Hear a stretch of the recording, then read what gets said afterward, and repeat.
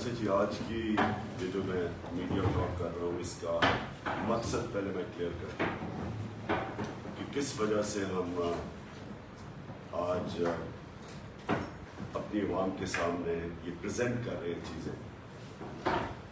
دیکھیں، پاکستان میں جب جنرل مشرف نے NRO-1 دیا، جو پہلی دفعہ NRO دیا، تو ہمیں پتہ چلنا چاہیے کہ اس سے ملک کو کیا نقصان پہنچا. جتنی بھی کرپشن ہوئی تھی 90 کی دہائی میں، اور یاد رکھیں کہ دونوں کی پیپلز پارٹی اور نون لیگ کی گورنمنٹس دو دفعہ کرپشن میں نکالی گئی تھی، اور جتنی بھی ان کے اوپر کرپشن کے کیسز تھے جنرل مشرف نے NRO دے کے یہ سارے کرپشن کے کیسز ختم کر دیے. اس کے بعد جب 2008 سے 2018 یہ دونوں حکومتیں آئی 5 سال کے لیے، تو انہوں نے پھر سے ایک کرپشن کا دور شروع کیا، اور پاکستان کا جو قرضہ تھا، پاکستان کی لائبلٹیز تھی، وہ 4 گنا بڑھی 2008 اور 2018 کے بیچ میں. 6,000 ارب سے ہماری جو 6,000 ارب 60 سالوں میں قرضہ پاکستان نے اکٹھا کیا تھا، وہ 10 سالوں میں 30,000 ارب پہ چلا گیا. پاکستان کے جو اداروں کا حال تھا، ملک بینکرپٹ تھا. ہمیں جب 2018 میں حکومت ملی تو پاکستان کی تاریخ کا سب سے بڑا بیرونی ملک خسارہ تھا، جس کو کرنٹ اکاؤنٹ ڈیفیسٹ کہتے ہیں، تقریباً 20 ارب ڈالر کا تھا. اب یہ بڑا امپورٹنٹ ہے آپ کے لیے سمجھنا کہ اس کے بعد ہوا کیا. جب ہماری گورنمنٹ ہے، انہوں نے بڑا شور مچایا. شریف خاندان مجھے دھمکیاں دیتا تھا کہ عمران خان تمہاری بھی باری آئے گی، ہم تمہیں یہ کر دیں گے. اور وہ کیا کہہ رہے تھے، یعنی مجھے کیوں دھمکیاں دے رہے تھے؟ میں آج جو آپ کے سامنے وائٹ پیپر پریزنٹ کرنے لگا ہوں، اس کے اندر ان کے کون سے کرپشن کے کیسز میں فیصلہ ہو گیا، کون سے انڈر ٹرائل ہیں، اور کون سوں پہ انکوائریز چل رہی ہیں.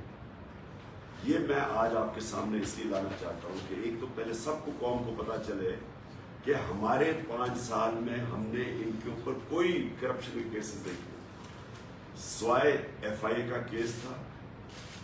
FIA کا جو 16 ارب جو مقصود چپراسی کے نام پہ انہوں نے نوکروں کے نام پہ پیسے لیے تھے، اس کے علاوہ سارے ان کے کرپشن کے کیسز ان کے اپنے دوروں میں شروع ہوئے تھے. جو پہلے NRO-1 سے صاف ہوا، یہ سارے کیسز 2008 اور 18 کے بیچ میں تھے، ہمارے دور میں نہیں تھے. ہمارا صرف ان کو یہ گلا تھا کہ جس طرح ان دونوں نے ایک دوسرے کو مکپکا کر کے کرپشن ختم کی تھی کیسز اپنے، یہ ہمیں بھی پریشر کر رہے تھے کہ ان کو NRO دے. یہ گلا تھا. میں جو آپ کے سامنے یہ چیزیں پریزنٹ کر رہا ہوں، یہ وائٹ پیپر، اس کا مقصد کیا ہے؟ اس کا مقصد یہ ہے کہ اب یہ قوم سے دوسرا بڑا ظلم ہونے جا رہا ہے. NRO-1 نے ہمارے ساتھ کیا کیا، اب یہ جو NRO-2 ہے، یہ جو اب آ کے اپنے سارے کرپشن کے کیسز ختم کریں گے، جو شروع ہو گیا کام. میں اس لیے آپ کے سامنے یہ وائٹ پیپر آج پریزنٹ کر رہا ہوں. اور یہ وائٹ پیپر میں یاد رکھیں کہ سارے کیسز ان کے پرانے 2008 اور 18 کے بیچ میں، ہمارے دور کے سوائے FIA کا کیس. اور سیکنڈلی انہوں نے ابھی سے کام شروع کر دیا ہے اس کو ختم کرنے کے لیے. ملک کی فکر نہیں ہے، مہنگائی بڑھتی جا رہی ہے، لوڈ شیڈنگ سے لوگوں کے حالات آج دیکھیں، لیکن ان کا اصل انٹرسٹ یہ تھا کہ یہ اب NRO-2 اپنے آپ کو دیں، یہ کرپشن کے کیسز ختم کریں. میں آپ کے سامنے یہ کرپشن کیسز رکھتا ہوں. ان کا جو 3 کیسز کے فیصلے ہو چکے ہیں، وہ 3 کیسز تھے ان کے. جو وہ کیس کیا تھے وہ میں ذرا پہلے آپ کو سب کو بتا دوں. وہ تھا ان کی بدقسمتی کیا ہوئی کہ انکشاف ہو گیا پیناما پیپرز کے اندر. پیناما پیپرز ایسے تھے کہ کسی نے ان کو جو آف شور اکاؤنٹس تھے، انہوں نے ان کا انکشاف کر دیا. جس طرح وکی لیکس تھی. ان پیپر جب کب انکشاف ہوا تو پتا چلا کہ 4 مہنگی لندن کے سب سے مہنگے علاقے مے فیئر میں 4 اپارٹمنٹس مریم صفدر کے نام پہ تھی. یہ پینما کے جو پیپرز کا انکشاف ان کو شریف خاندان کو پہلی دفعہ ان کو بتانا پڑا, جو کہ اپارٹمنٹس انہوں نے تقریباً 20 سال پہلے خریدی تھی. پہلی دفعہ ان کو قوم کو بتانا پڑا کہ ہاں یہ ہماری اپارٹمنٹس ہیں, کیونکہ انکشاف ہو چکا, بیرونی ایک انٹرنیشنل انکشاف ہو چکا, مجبوری میں ان کو ماننا پڑا. اس کے اوپر سب کو پتا ہے کہ پہلے سپریم کورٹ میں کیس چلا, پھر JIT بنی, پھر سپریم کورٹ نے فیصلہ کیا, تو اس میں سزا ہو چکی. نواز شریف کو سزا ہو گئی ہے 1.5 ارب روپے کی, 25 ملین ڈالرز کی, اور 8 ملین پاؤنڈز کا فائن ہو چکا ہے. اس کو 7 سے 10 سال جیل ہو چکی ہے اس کی, جس پہ سے وہ جھوٹ بول کے تو ملک سے باہر بھاگے ہوئے ہیں بیل پہ. مریم نواز کو 8 سال کی سزا ہو چکی ہے اور 2 ملین پاؤنڈز کا فائن ہو چکا ہے, وہ بھی بیل پہ ہے, سزا ہو چکی ہے.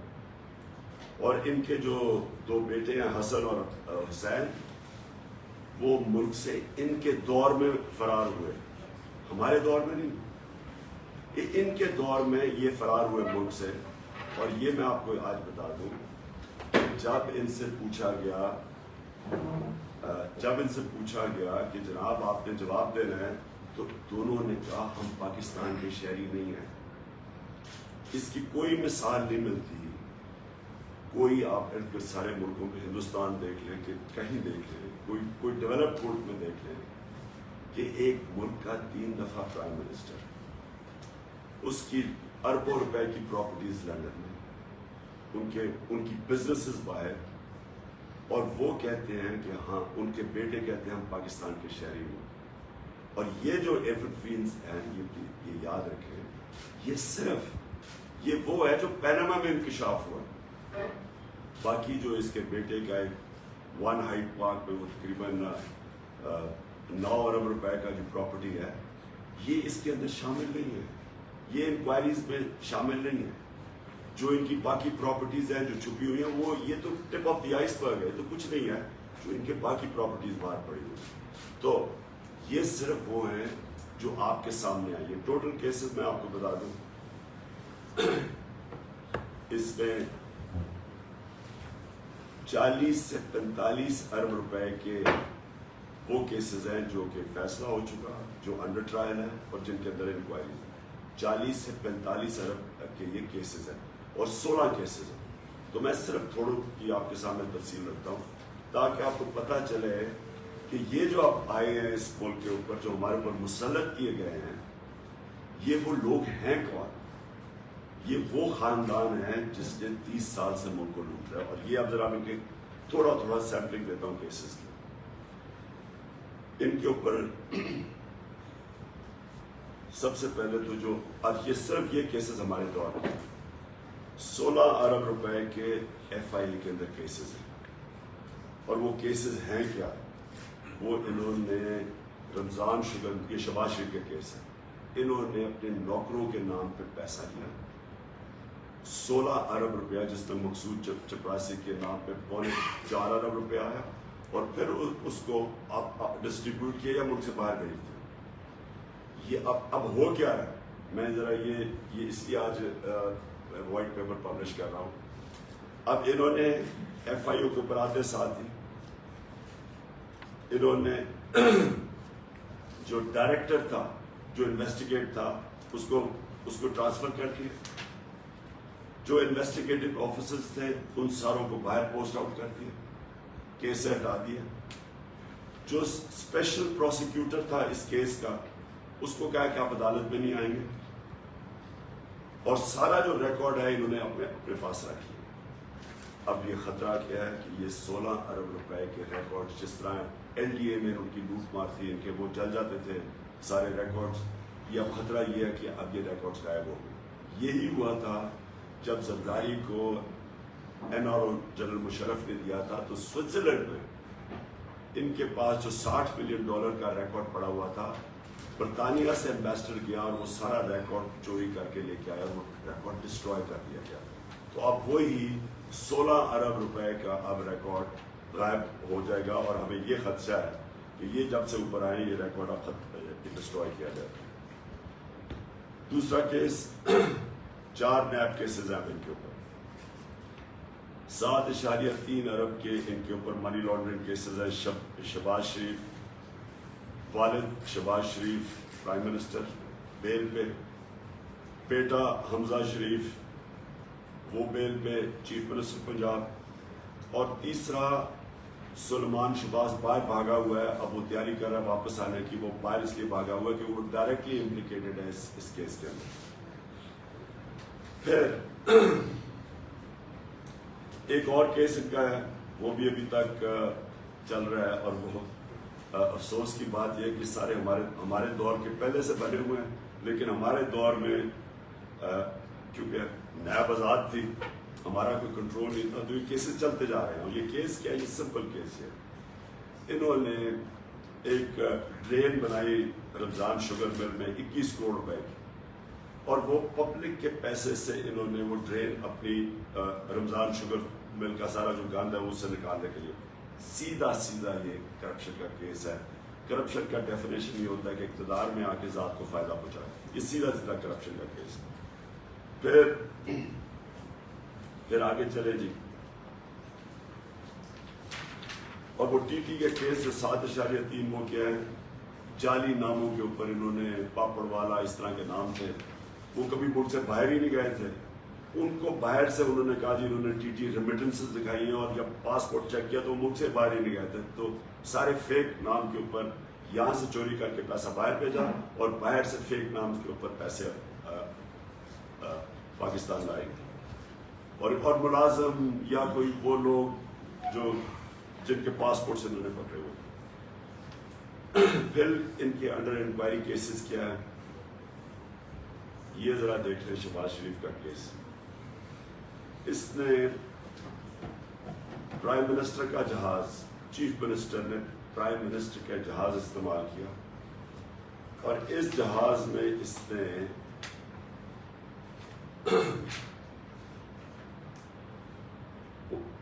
39 بیرون ملک کے دورے کیے، 39 فورن ٹرپس کی، 515 اندرونی ٹرپس کی، 42 کروڑ روپے کا قوم کو نقصان کروایا. یہ بالکل غیر قانونی تھا، اس کی اجازت نہیں تھی. اور اس نے 9 دفعہ، ہر مہینے میں 9 دفعہ وہ جہاز استعمال کرتا تھا. یہ بالکل یہ سیدھا نیب کیس ہے. 42 کروڑ روپے کا جو بھی ٹیکس کے پیئر کو نقصان پہنچاؤ غیر آئینی طور پر. پھر ان کی 9 ارب روپے کی شوگر کمیشن کے اندر انکوائری چل رہی ہے ایف آئی اے کی. وہ تو سارا جب شوگر کی پوری ہم نے جو شوگر سکینڈل ہوا جب ہم انکوائری کھولی تو اس میں ان کی شہباز شریف کی 9 ارب روپے کی انکوائری پینڈنگ ہے، اور وہ بھی ہمیں لگتا ہے کہ وہ بھی کیسز ختم ہو گئے. پھر توشہ خانہ کا کیس، اب بڑا انہوں نے شور مچایا میرا توشہ خانہ کا کیس. مجھے بھی ایک گاڑی ملی. توشہ خانہ کا قانون یہ ہے کہ وہ گاڑی آپ توشہ خانہ سے نہیں نکال سکتے. گاڑی آج بھی پڑی ہے توشہ خانہ میں نہیں. لیکن ان کا ذرا دیکھیں، آصف زرداری نے 3 بلٹ پروف گاڑیاں، 2 BMW، 1 ٹویوٹا لیکسس، اور یہ ان کے دور کی بات کر رہی ہے، ان کے دور کی بات ہے یہ کیس. انہوں نے یوسف رضا گیلانی کو کہا کہ ان ریلیکسیشن آف دا رولز، جو رولز سے توشہ خانہ کے، اور یاد رکھیں ان کے دور میں صرف 15% پیسے دے کے چیزیں آپ لے سکتے تھے توشہ خانہ میں. ہمارے دور میں 50% گورنمنٹ کو جاتا تھا پھر چیزیں لے سکتے تھے. انہوں نے رولز ریلیکس کروائے یوسف رضا گیلانی نے، اور زرداری نے 3 گاڑیاں ان رولز کو ریلیکس کروا کے 3 گاڑیاں رکھ. یہ سیدھی نیب کا کیس ہے جو ابھی تک نہیں ہوا. لیکن ہوا کیا، نواز شریف کو ایک دم جب پتہ چلا کہ زرداری نے 3 گاڑیاں نکال لی ہیں تو نواز شریف نے جو 10 سال ایک غیر قانونی طور پہ گاڑی جو گفٹ ملی تھی اپنے پاس مرسیڈیز رکھی ہوئی تھی، اس نے کیا کیا کہ اس گاڑی کو لیگلائز کروا لیا 10 سال کے بعد. جب پتہ چلا زرداری نے کیا تو اس نے بھی یوسف رضا سے مل کے وہ گاڑی کو لیگلائز کروا لیا، جو کہ آپ کو پتہ کہ بالکل غیر قانونی. کہنے کا مقصد یہ مل کے کیا سب کچھ. 10 سالوں میں جو قرضہ اوپر گیا ان کے کیسز ان کے دور میں ان سب نے مل کے کیا.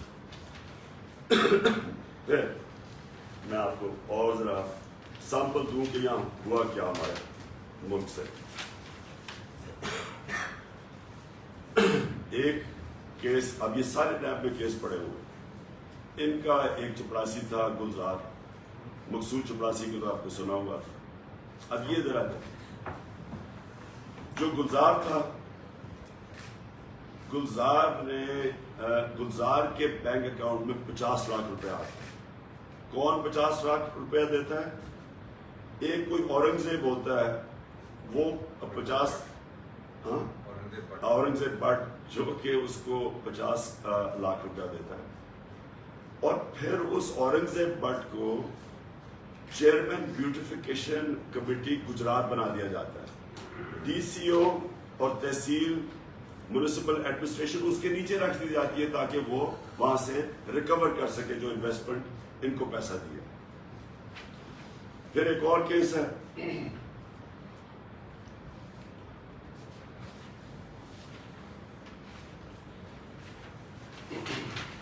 میں ذرا موٹے موٹے آپ کو کیسز بتا رہا ہوں تاکہ یہ وائٹ پیپر کا سب کے پاس ہم نے میڈیا کو پرنٹ آؤٹ دے دیا جو آپ تفصیل میں خود دیکھ سکتے ہیں.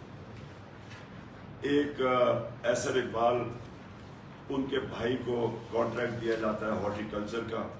سارے رولز ریلیکس کر دیے جاتے ہیں، پیپرا رولز ریلیکس کر کے اس کو کانٹریکٹ دیا جاتا ہے. وہ انفلیٹڈ یعنی زیادہ ان کو پودے بیچتے 4.5 کروڑ روپے کے، اور وہ بھی انکوائری ابھی تک پینڈنگ ہے. اور وہ بالکل نیب کا کیس ہے کیونکہ وہ ایک فیور کی جاتی ہے اس کو پیسے دینے کے لیے.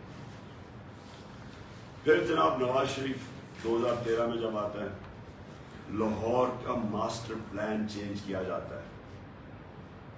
لاہور کے ماسٹر پلان کو چینج کر کے فوری طور پہ مریم 80 کروڑ روپے کی زمین خرید لیتی ہیں وہ رائے کے پاس، اور وہ ڈائریکٹ فائدہ اٹھاتی ہیں کہ پہلے وہ پلان چینج کیا جاتا ہے اور پھر وہ زمین 80 کروڑ روپے کی خریدتی ہے. پھر چودھری شوگر مل کیس ہے، یہ بھی نیب کے اندر انویسٹیگیشن چل رہی ہے. اس میں کیا ہوتا ہے کہ مریم 12 ملین شیئر خریدتی ہیں چودھری شوگر مل میں 99 کروڑ روپے کے. 12 ملین شیئر خریدتی. کوئی اس 99 کروڑ روپیہ کدھر سے آتا ہے؟ اس کی کوئی سورس آف انکم نہیں. کسی کو بھی آپ اگر پوچھیں کہ آپ نے شیئر خریدے 99 کروڑ روپے کے، یہ ابھی تک کیس چودھری شوگر مل کا پرانا چلا آ رہا ہے، اس کا بھی کوئی حل نہیں ہے. اور یہ بھی اب جو ہمیں نظر آ رہا ہے کہ نیب کے اندر ڈی جیز چینج ہوں گے، پروسیکیوٹرز چینج ہوں گے. ایف آئی اے کو تو ابھی انہوں نے سارا خالی کر کے رکھ دیا جو بھی ان کے کیسز کر رہے تھے. تو اب نیب کے اوپر ہوگا، اور یہ اب جا رہا ہے قوم کے پاس NRO 2. NRO 1 میں جو قوم کا نقصان ہوا وہ سب کو یاد ہے کہ انہوں نے جب سارے کیسز ختم ہوئے پھر سے شروع ہوئے. یہ 2008 سے 13 تک 2008 سے 18 تک یہ جتنی بھی اب کرپشن کیسز ہیں، اب یہ سارے کرپشن کے کیسز ان کے ختم ہوں گے تاکہ یہ پھر سے شروع ہو ملک کو لوٹنے کے لیے اور یہ پیسہ باہر بھجوانے کے لیے. میں صرف اس لیے آپ کو بتانا چاہتا ہوں کہ پیسہ کیوں باہر بھجوایا جاتا ہے، کیونکہ جب آپ بڑی پیسے بناتے ہیں، یہ سارے اربوں روپے کے کیسز ہیں، 50 کروڑ کے کیسز ہیں، جب آپ اتنا پیسہ بناتے ہیں کہ وہ آپ چھپا نہیں سکتے، وہ آپ بستر کے نیچے نہیں رکھ سکتے، وہ کہیں استعمال کرتے ہیں، بینک پہ رکھتے ہیں، ہم جواب دینا پڑتا ہے. لہٰذا دگنا ملک کو نقصان کرتے ہیں، پھر یہ ہنڈی حوالے سے ان کو باہر بھجواتے ہیں اور باہر پھر جا کے آف شور اکاؤنٹس پہ رکھتے ہیں. دگنا نقصان، وہ روپے پہ پریشر پڑتا ہے، روپیہ ہمارا کمزور ہوتا ہے کیونکہ ڈالرز خرید کے بیچتے ہیں. یہ ہمارا نہیں، یہ سارے وہ ملک جدھر غربت ہے ادھر ساری اس طرح کے لوگ بیٹھے ہوئے ہیں جو اپنے ملک کا پیسہ چوری کر کے باہر بیٹھے، جس کو منی لانڈرنگ کہتے ہیں۔ اور میں آپ کے سامنے یہ صرف اس لیے لے کے آیا ہوں آج کیونکہ یہ ضروری ہے اس قوم کو سمجھنا کہ جدھر جو ہمارے اوپر یہ امپورٹڈ حکومت مسلط کی گئی ہے، یہ حکومت صرف یہی نہیں کہ بیرون ملک کی سازش کے تحت یہ اوپر آ کے ہمارے بیٹھ گئے، دوسری چیز جو ملک کو یہ اب نقصان پہنچائیں گے، پہلے ساری اپنے کرپشن کے کیسز ختم کروائیں گے، پھر سے یہ چوری کا بازار شروع ہوگا، دونوں مل کے کریں گے، اور یہ آپ کو سمجھنا ہے، پھر سے میں آپ کو ریپیٹ کروں، یہ سارے کیسز ان کے اپنے دور کے ہیں، کیسز یہ جب دونوں اقتدار میں تھے تب کیسز بنائے گئے، سوائے FIA کا کیس یہ جو 16 ارب کا ہے، باقی سارے ان کے کیسز تھے۔ تو ہمیں جو سارا وقت کہتے رہتے تھے کہ جی آپ نے یہ کر دیا، انتقامی کارروائی کر دی، ہم نے کوئی کچھ نہیں کیا۔ اور جو FIA کا کیس ہے یہ اتنا مضبوط کیس ہے، یعنی اس سے مضبوط کیس ہو ہی نہیں سکتا۔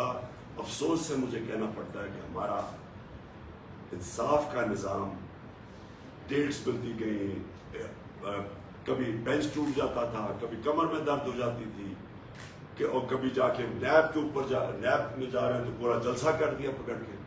ہمارا انصاف کا نظام ان کو یہ سارے کیسز کسی کو بھی نہیں، سوائے وہ جو ایون فیلڈ کا کیس ہے، کسی کیس کو بھی پورا اینڈ تک نہیں پہنچا سکا۔ جی عباس سر، انتقامی کارروائیاں شروع ہو چکی ہیں رات کی، صبح ایک آپ کے MNA شیخ صاحب کے بھتیجے کو بھی اریسٹ کر لیا گیا ہے، فرح گجر کے اوپر بھی نیب کا کیس بنا دیا گیا ہے، آپ پر توہین رسالت کا کیس درج ہو گیا۔ سر کیا اسٹریٹجی ہوگی، کیا حکمت عملی ہے آپ سے؟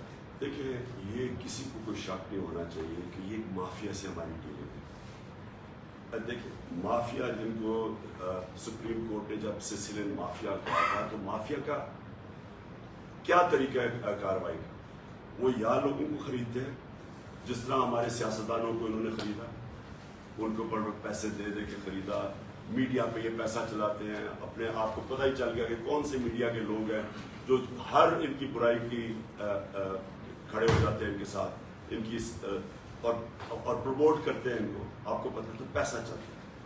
اور جو ان یہ خرید نہیں سکتے پھر ان کے اوپر یہ انتقام لیتے ہیں، اور یہ جو آپ نے دیکھا یہ یعنی اس سے فولش کیس کیا ہو سکتا ہے کہ مدینہ میں کوئی حرکت ہوتی ہے، ہم اس وقت سب کو پتا ہے کہ ہم اپنے شب دعا بنا رہے ہیں، اپنے ساروں کو اناؤنس کیا ہوا ہے، پہلے سے اناؤنس کیا ہوا تھا، سارے پاکستان میں بھی، بیرون ملک پاکستانی بھی، کہ سارے اس میں شرکت کریں، اور بھرپور شرکت ہوئی۔ تو جب شب دعا ختم ہوتی ہے تو ہمیں پتہ چلتا ہے کہ مدینہ میں کیا ہوا، اور اگلی دفعہ پوری ان کی کیمپین چل جاتی ہے کہ جی یہ سارا ہم نے کروایا۔ میں ان کو چیلنج کرتا ہوں، یہ کہیں بھی پبلک میں باہر جائیں گے ان سے یہ ہوگا، کسی بازار کے اندر گارڈز کے بغیر چلے جائیں یہ آوازیں لگیں گی، کئی بیرون ملک چلے جائیں جدھر پاکستانی ہیں، وہ جو آج ان سے ہو رہا ہے لندن کے اندر، یہی ہوگا ان سے۔ امریکہ میں لوگ ان کے خلاف نکلے ہوئے، یہ ان کو اندازہ نہیں ہے کہ پاکستانیوں کو کتنا غصہ ہے ان کے اوپر۔ پاکستانی اپنے یعنی اس کو ذلت فیس کرتے ہیں کہ اس طرح کے چوروں کو ہمارے اوپر آ کے بٹھا دیا۔ اور پاکستانی یہ بھی یاد رکھے کہ پاکستانیوں کو پوری طرح پتہ ہے، جو خاص طور پہ بیرون ملک پاکستانی، کتنی بڑی سازش ہوئی۔ تو یہ ہمارے اوپر ڈالنا کہ جی ہم نے یہ مدینہ میں ان کو آوازیں لگوانی ہیں، ان کو شرم آنی چاہیے، جہاز سے کثیر کے لے کے ان کو شرم اس لیے آنی چاہیے کہ پہلے تو کوئی سوچ بھی نہیں سکتا جو جس پہ تھوڑا سا بھی دل میں نبی صلی اللہ علیہ وسلم بستے ہوں، وہ سوچ بھی نہیں سکتا اس طرح کی کوئی چیز کرنی۔ اور پھر اپنی جو ان کی چوریوں اور ان کو جو پبلک میں رد عمل مل رہا ہے، یہ جو ساری پبلک ہمارے ساتھ نکل رہی ہے، کیا یہ کوئی ان کو نظر نہیں آ رہا کہ پبلک کیوں نکل رہی ہے؟ آدھی تو ان کی شکلیں دیکھ کے پبلک ہمارے ساتھ نکل رہی ہے۔ انشاءاللہ جو یہ میری کال ہے یہ اس مئی کے اینڈ میں آپ خود دیکھیں گے کہ پبلک کیسے نکلے گی ان لوگوں کے خلاف۔ یہ جو انہوں نے شیخ رشید کے بھائی سے کیا، MNA بھتیجے سے کیا، ہمارے PTI کے، اس سے شرمناک چیز کیا ہو سکتی ہے کہ آپ اس طرح ایئرپورٹ سے پکڑ کے کسی کو جہاز سے جیل میں اس طرح ڈالیں کسی کو، اور اس کو لے گئے کہیں۔ यही इनसे हमें तवक्को है। ये इसी तरह के लोग हैं जिन्होंने हर किस्म की आप झूठे केसेस डाल रहे हैं। जो आपने दूसरी बात की फराह खान, मैं ज़रा इसके ऊपर पहले वाज़ेह करता हूँ। पहले तो मुझे अगर शक था ना, हमारे दौर में तो जी नायब आज़ाद है, हम कुछ कर ही नहीं सकते थे, हम कोई बात करते थे जी नायब आज़ाद है। अब मैं नायब से ही पूछना चाहता हूँ कि ये जो आपने फराह खान के ऊपर केस डाला है, ये किसी को भी पहले दिखाएं कि कोई केस बन सकता है। पहले तो क्या जी उसकी जो wealth beyond non source of income है, ये सिर्फ पब्लिक ऑफिस होल्डर्स के ऊपर अप्लाई करती है। वो कौन सी कोई एमएनए या पब्लिक ऑफिस होल्डर, वो तो एक रियल एस्टेट पे काम करती है 20 साल से। दूसरी बात, उन्होंने अटैच क्या किया कि जी उनका जो खामद था वो किसी यूनियन काउंसिल का कोई ओहदेदार था, कोई 97 से 99 तक, 1997 से 1999 तक इसकी शादी नहीं हुई थी उसके साथ। इसकी शादी उसके कई सालों के बाद हुई है, तो इसको कैसे फंसा दिया इन्होंने। सो नंबर 1, ये सीधी इंतकामी कार्रवाई ली जा रही है। और ये क्यों की जा रही है, उसका कसूर क्या है, फरा का क्या कसूर है कि वो बुशरा बेगम बड़ी कम लोगों को मिलती है, वो उनमें से सबसे ज्यादा जो मिलती है वो फरा खान। ये कनेक्शन है, ये वही कनेक्शन है जब इन्होंने जमायमा के ऊपर टाइलों का केस डाला था कि वो जो टाइल स्मगल कर रही है जमायमा, तो उसका कसूर ये था, वो मेरी बीवी थी। हिट मुझे करना चाहते हैं, मेरे ऊपर मिलता कुछ नहीं है, चले जाते हैं। अब बुशरा बेगम को क्या मिलना, वो तो घरेलू औरत है, उनकी तो कोई बिजनेस या कोई बैंक अकाउंट नहीं है, लिहाजा उनकी दोस्त को पकड़ लिया। जिस तरह के उन्होंने जमायमा के ऊपर टाइल्स का केस डाला, 1 साल वो केस चलाया। वो सिंपल था कि एंटीक टाइल्स स्मगल करने का केस था। एंटीक का पता चलवाना, एंटीक टाइल्स का 48 घंटे लगते हैं। फोरेंसिक उसका टेस्ट कराया, आपको पता चल जाए कि टाइल एंटीक है या नहीं है। वो उसने टेस्ट करवा लिया था। जब उसके पास सर्टिफिकेट आ गया तो 1 साल तक जजेस केस नहीं सुनते थे, सिर्फ इंतकाम लेने के लिए मेरे कुछ। ये बिल्कुल वही केस है, ये बिल्कुल बेकसूर है। मैं ये चाहता हूँ कि इसको पूरा मौका दिया जाए, ये पूरी हेयरिंग की जाए। ये कहा गया जी उसकी दौलत में 3 साल में बड़ा इजाफा है।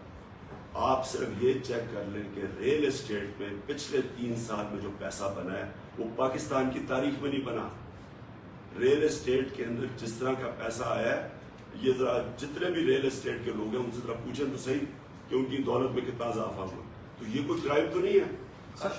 हाँ साहब, ये फरमाइएगा कि आप हुकूमत में भी रहे, ये जो कवानीन का डिले है, इंसाफ का डिले है, ये अगर नहीं हो पाएगा और साल केस लटकते रहेंगे तो इसका हल क्या है, कौम कैसे इसके कंक्लूजन पे जाएगी। दूसरा पॉइंट ये है कि आपने मई के एंड में कॉल दी है, तो ये तो पूरा मई का महीना अपोजिशन जो है, जो मौजूदा हुकूमत है, ये तो आपके अकाबरीन को जो अरेस्ट करने के प्लान कर रही है 30 MPO के तहत, तो ये तो सारी की सारी वो मोबिलाइजेशन को काटलाइज करेंगे। देखिए हमने ये जो कॉल दी है इस्लामाबाद की, मैं ये चाहता हूँ कि पाकिस्तान को नज़र आए कि ये पाकिस्तान की तारीख की सबसे बड़ी अवाम की मूवमेंट होगी, और जो अवाम आप देखेंगे इसमें कभी पब्लिक नहीं निकलेगी, जो इंशाल्लाह मेरी कॉल पे निकलेगी। मैं उससे पहले चाहता हूँ कि मैं सारी कौम को, और भी कौम तैयार है, हम अभी भी कॉल दे सकते हैं, पब्लिक आएगी, लेकिन हम वो पब्लिक को तैयार करके लाना चाहते हैं कि कभी इस तरह की पब्लिक इन लोगों को नहीं नजर आएगी। जहाँ तक इंतकामी कार्रवाई है, ये और ज्यादा जोश देगा लोगों को, क्योंकि लोगों को इनकी शक्लें पता है। इन्होंने यही किया अपने 30 सालों के अंदर, जब इन्होंने हुकूमत, वो सिंध में वो ये करता है, जितना जुल्म सिंध के अंदर ये जरदारी और इसका जो जरदारी सिस्टम करता है, सिंध के लोगों को तो इन्होंने गुलाम बनाया हुआ। और ये जो शरीफ है, इनका माफिया स्टाइल अप्रोच, ये हम 30 साल से, शहबाज शरीफ ने सबसे ज्यादा पुलिस मुकाबले के अंदर लोग मरवाए हुए हैं। ये जालिम आदमी है, डरपोक है और बहुत जालिम है।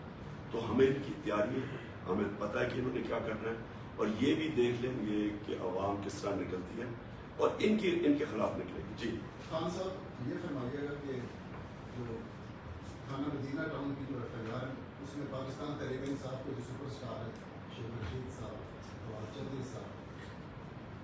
آپ خود میں بھی تو کیا اس FIR کو آپ کورٹ میں چیلنج کریں گے کہ یہ بہت بڑا الزام ہے چونکہ تاجر صادق اس میں میں یہ سمجھ اس حوالے میں آپ کو میں تو اپنی عدالتوں کے اوپر اب خود ہی سوچتا ہوں کہ ان کو بھی آپ ان کا بھی امتحان ہے، کیونکہ شریفوں کو تو ہمیں پتہ ہے انہوں نے ساری زندگی یہی کیا، انتقامی کارروائی ان کے DNA کے اندر ہے۔ یہ اب سے نہیں، جب انہوں نے ایک کرکٹر ہوتا سرفراز اس کو ڈنڈے پڑوائے، پھر نجم سیٹھی کو بند کر کے ڈنڈے مارے، یہ تو ان کا طریقہ ہی ہے ڈرانے کا۔ لیکن دیکھیں ہماری عدلیہ بھی بیٹھی ہوئی، عدلیہ آج پاکستان میں مکمل طور پہ آزاد ہے، کبھی اس طرح کی آزاد عدلیہ نہیں تھی جو آج ہے۔ ہمارے کوئی بتا دے، ہمارے دور میں کوئی بتا دے، ایک کسی کے اوپر جھوٹا میں نے کیس کروایا، کوئی مجھے بتائے کہ پولیس میں ہم نے کسی اپنے مخالف کے خلاف کوئی جھوٹا کیس کیا ہو، کوئی جھوٹی FIR کی ہو۔ پختونخوا میں ہماری گورنمنٹ تقریباً 9 سال ہونے لگے، کوئی بتا دے کہ مخالف کے خلاف کسی کے جھوٹا کیس ہوا۔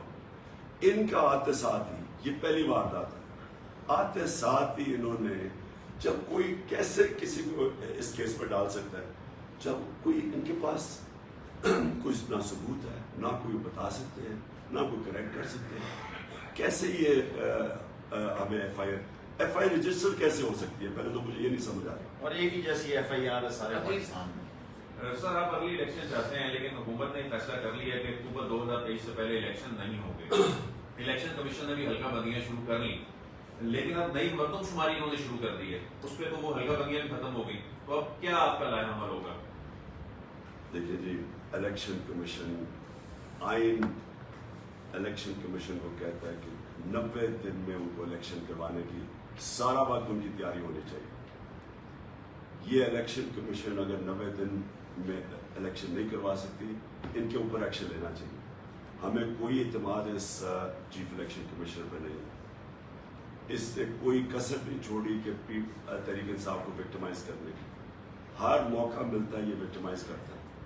ہم سمجھتے ہیں کہ اس نے عدالتوں کو انفلوئنس کیا، جب عدالتیں فیصلہ کر رہی تھی کہ اس نے جب ان کو کہا کہ جی میں تو الیکشن ہی نہیں کروا سکتا، پتہ نہیں کتنے مہینے میں، 6 یا 7 مہینے میں، ہم سمجھتے ہیں 7 مہینے، اس کو اسی وقت عدالتوں کو کہنا چاہیے تھا کہ اس کو ڈسمس کریں، کسی اور الیکشن کمیشن کو لے کے آئیں، کیونکہ آئین کے مطابق 90 دن میں الیکشن ہونے چاہیے جب بھی الیکشن اناؤنس ہوتا ہے۔ خان صاحب، ایک کوشچن جو بڑے عرصے سے ذہن میں گردش کر رہا ہے وہ یہ تھا کہ ذوالفقار علی بھٹو صاحب کو اپنے اوپر یہ گمان تھا کہ ان کے لیے قوم نکلی، ان کے لیے اس وقت نہیں نکلی جب وہ جیل میں بیٹھے ہیں، آپ کو یہ دکھایا قوم نے کہ وہ آپ کے لیے نکلی، اور سب سے بڑا منظر اس وقت اس دن نظر آیا جس دن آپ روڈ پر نہیں تھے لیکن قوم آپ کے لیے سڑکوں پر تھی، پورے پاکستان میں بھی اور پاکستان سے باہر، اور اب بھی وہ قوم آپ کے لیے آئی تھی، آپ کی کال پہ اور ہر کال پہ آئی ہے، لیکن اس قوم کا تو مینڈیٹ یہ لوگ مانتے ہی نہیں ہیں۔ ہمارے ادارے، میرا کوئی مسئلہ ہو یا ہمارے کسی عام آدمی کا مسئلہ ہو، کس کے پاس جاتا ہے؟ پولیس کے پاس جائے گا، کیس لے کے انویسٹیگیٹ کرے گی وہ، اور پھر عدالت جائے گی کہ فیصلہ سنائیں۔ نہ عدالت، نہ پولیس، نہ یہ سارے ادارے، عوام کا تو مینڈیٹ بیسیکلی یہاں پر چوری ہوا، وہی عوام سڑکوں پر آ کے بھی بیٹھ جائے، اس عوام کی کیا عزت کرنی ہے انہوں نے؟ آپ کے لیے عوام نکلے گی تو اس کو کیا ملے گا؟ ان سے تو کچھ نہیں ملے گا۔ دیکھیے میں آپ کو ایک بات بتاؤں، وہ ایک انگریزی کی ایک سیئنگ ہے کہ you only cross the river once, مطلب یہ ہے کہ ٹائم گزر جاتا ہے، وہ 70s میں اور ٹائم تھا، یہ جو ٹائم ہے یہ سوشل میڈیا کا ٹائم ہے، یہ ایک انفارمیشن ریولوشن کا ٹائم ہے۔ کبھی بھی ایک خبر اتنی تیزی سے سرکولیٹ دنیا میں نہیں کرتی جو آج کرتی ہے۔ آپ 2-3 گھنٹے میں ساری دنیا میں وہ چیز چلی جاتی ہے جو کئی دن لگتے تھے پہلے جانے میں، اور پھر ہر جس کے پاس موبائل فون ہے اس کی آواز ہے۔ پہلے تو کبھی ایسے نہیں تھا نا، لوگ تو بیچارے چپ کر کے بیٹھے رہتے تھے، اب لوگوں کے پاس موبائل فون اور آواز ہے۔ یہ دور میں جو بھی سمجھ رہے نا کہ یہ پرانے زمانے کی پولیٹکس کر لیں گے یا کنٹرول کر لیں گے پبلک کو، پبلک اوپینین کو کنٹرول کر لیں گے، کمیونیکیشن کو میڈیا کے اوپر سختیاں کر کے کنٹرول کر لیں گے، وہ پرانے زمانے میں رہ گئے، کوئی نہیں روک سکتا۔ جو پبلک کا اس وقت میں دیکھ رہا ہوں، میں نے کبھی، کیونکہ میں پاکستان کے ساتھ ہی پڑھا ہوا ہوں، میں نے کبھی نہیں سوچا تھا کہ پبلک اس طرح کا شعور ہوگا پبلک میں، اور نوجوانوں میں، بچوں تک، کیونکہ بچے بھی اب موبائل فون، ان میں جو شعور ہے یہ کبھی پاکستان میں نہیں تھا۔ اور یہ انشاءاللہ آپ دیکھیں گے یہ مہینے کے آخری ہفتے میں جب ہم کریں گے اپنا یہ اسلام آباد کی مارچ، آپ خود دیکھیں گے کہ اس میں صرف پی ٹی آئی نہیں نکلیں گے، اس میں عورتیں بچے نکلیں گے، فیملیز نکلیں گے، کیونکہ سب کو اس وقت سارے لوگوں کو دکھ ہے جو ہوا ہے پاکستان سے، لوگ رنج میں چلے گئے ہیں کہ ایک تو بیرون ملک سازش اور اس کے بعد دوسرا یہ سارے جو ثابت کر رہے تھے 30 سال میں اپنے آپ کو کہ ملک کے سب سے بڑے ڈاکو ہیں، ان کو اوپر مسلط کر دیا، 60% کیبنٹ ضمانت پہ ہے۔ خان صاحب، جیسا کہ آپ نے کل خط لکھا صدر مملکت کو بیرون ملک سازش سے متعلق، اور چیف جسٹس آف پاکستان کو بھی خط لکھا ہے، تو اس خط میں جس سازش کی آپ بات کر رہے ہیں اس پہ کوئی ادارہ اس کو سنجیدگی سے نہیں لے رہا ہے، تو اس کی کیا وجوہات ہیں، آپ کیا سمجھتے ہیں؟ دیکھیں ہم تو کوشش کر سکتے ہیں، ہم تو پوری کوشش کر رہے ہیں۔ دیکھیں ایک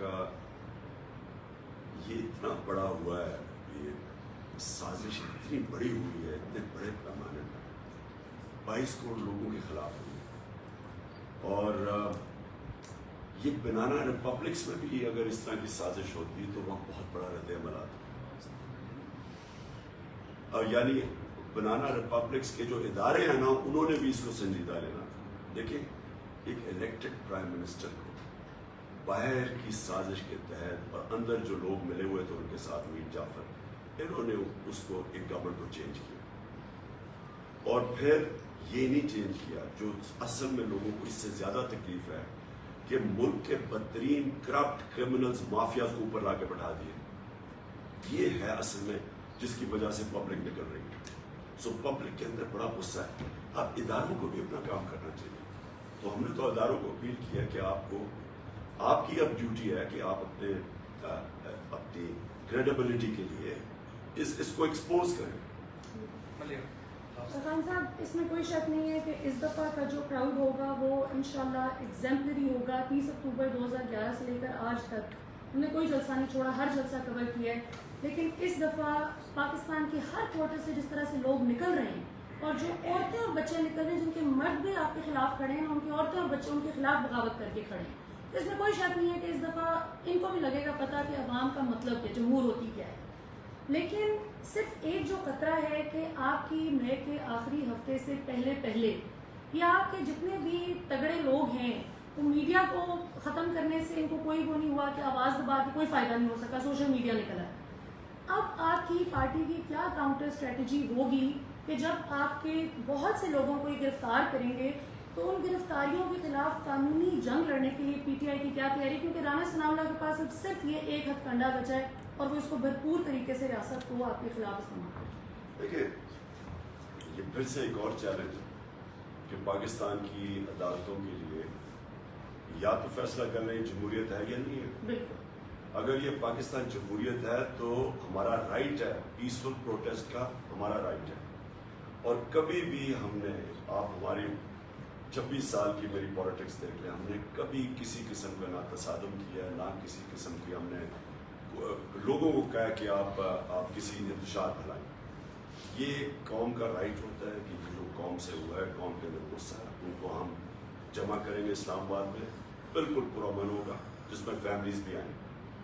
اب اگر یہ اس کو روکنے کی کوشش کرتے ہیں اور جیلوں میں لوگوں کو ڈالتے ہیں تو یہ پاکستانی عدالتوں کا چیلنج ہے کہ کیا یہ بتا دیں جمہوریت ہے یا نہیں ہے، یا صرف جب پی ٹی آئی تھی تو ہمیں ہر روز یاد کروایا جاتا تھا جمہوریت ہے، ہر روز جناب اخبار میں جتنی ہمیں تنقید ہوئی ہے، میں کسی پاکستان کی تاریخ میں کسی گورنمنٹ کو نہیں ہوئی، ہم کچھ بھی، ہم فیک نیوز کے اوپر بھی کوئی ایکشن لیتے تھے تو آ جاتا تھی میڈیا کے ساتھ، اور اب یہ ہم تماشا دیکھ رہے ہیں کہ میڈیا کے اوپر بھی پورا دباؤ ڈالا جا رہا ہے۔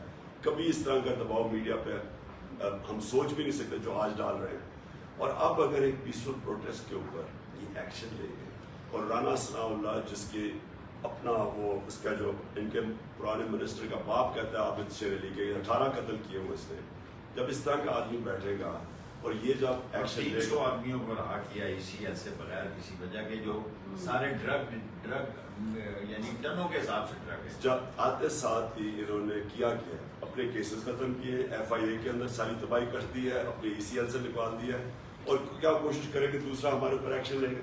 لیکن میں آج ان کو پیغام دینا چاہتا ہوں کہ اگر انہوں نے اس طرح کیا یہ پھر ملک کو تصادم کی طرف لے کے جائیں گے، کیونکہ یہ نہ سمجھیں کہ لوگ چپ کر کے بیٹھ جائیں گے، یہ تھوڑے سے لوگ پکڑ لیں گے اور ہم چپ کر کے بیٹھ جائیں گے، یا پبلک نکلے گی اور انہوں نے سختی کی، انہی کو پھر کچھ گورنمنٹ تو انہوں نے چلا لی ہے، تو گورنمنٹ کیسے چلائیں گے یہ اس کے بعد، کیونکہ وہاں رکے گا نہیں، وہ تو پھر اگلی سٹیج پہ چلا جائے گا. شکریہ.